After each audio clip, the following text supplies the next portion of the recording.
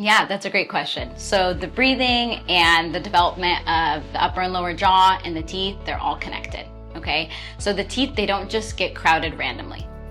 By breathing through our nose with our tongue on our palate where it's supposed to be, we are allowing the upper jaw to be expanded. If we are mouth breathing, we have a low tongue posture, the upper jaw can become narrow. Okay, this will restrict space for the tongue, and it will continue to promote mouth breathing. And so it's kind of this cycle. Okay, so we look at the breathing because a lot of the times that can be the source of the dental problems. And so we want to make sure to tackle the source and not just put a Band-Aid on the problem.